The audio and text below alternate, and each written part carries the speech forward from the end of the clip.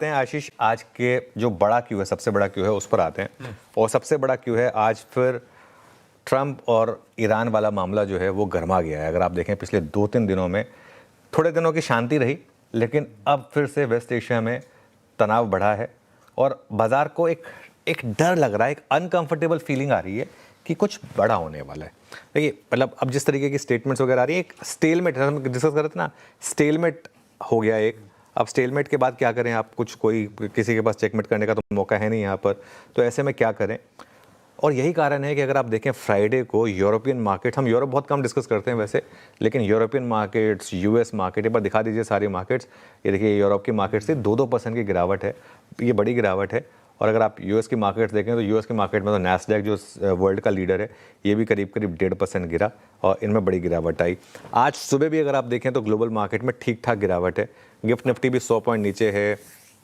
KOSPI के खैर अपने अलग ही फंडे होते हैं, लेकिन गिरता चलता इसी तरीके से, लेकिन ओवरऑल जो है ना वो वीकनेस है।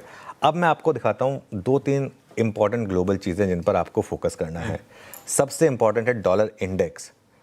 डॉलर इंडेक्स लेकर आइए, 99.36 पर आ गए हैं हम। ये हमने कुछ दिनों पहले 97-98 देखा था, 99.36। 100 इसकी लक्ष्मण रेखा होती है, 100 के ऊपर निकलता है। जैसे कहते हैं ना, जैसे यूएस को छींका है पूरी दुनिया बीमार हो जाती है, तो वो वाला लेवल है, ठीक है। ब्रेंट क्रूड 111 के ऊपर, अभी तो इनफैक्ट 111.33 पर हैं। फ्राइडे को हम 108 पर थे, तो उस हिसाब से ये एक और इम्पॉर्टेंट क्यू है हमारे लिए।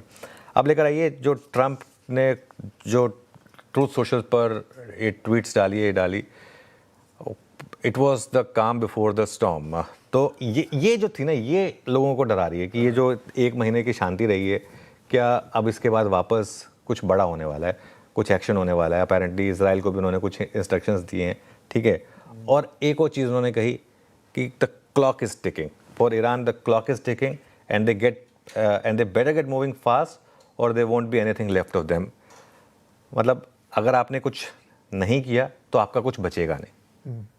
ये मुझे ना वो एक चीज़ याद लाता है, जब हम गाड़ी चलाते हैं ना, तो कोई बड़ा ट्रक आए तो उससे थोड़ा दूर ही रहते हैं ना कि भाई उसका कुछ जाएगा नहीं, अपना कुछ बचेगा नहीं। तो वो इसलिए वो इस तरीके से चीज़ें हो रही हैं यहाँ पर। और इस वजह से अगर आप देखें तो एक जो न्यूज़ ये भी आ रही है कि जो ट्रंप के टॉप लीडर्स हैं, उन्होंने एक लड़ाई की नई योजना तैयार कर ली है, और अगर डील नहीं हुई तो वापस मिलिट्री ऑप्शन ओपन होगा। ये बात हुई है।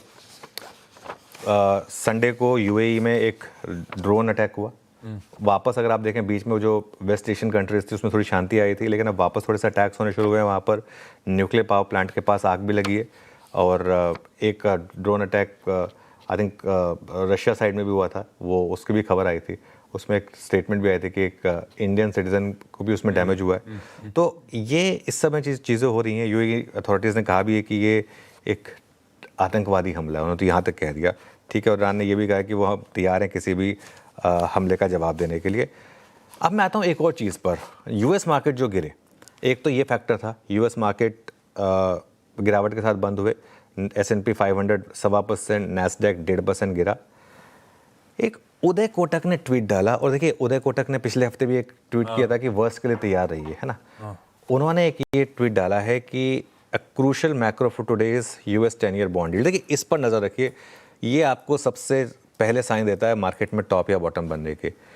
4.16% से 4.60% पर आ गए हैं, उसके ऊपर चलने लगे हैं। 4.63% पर आ गए हैं।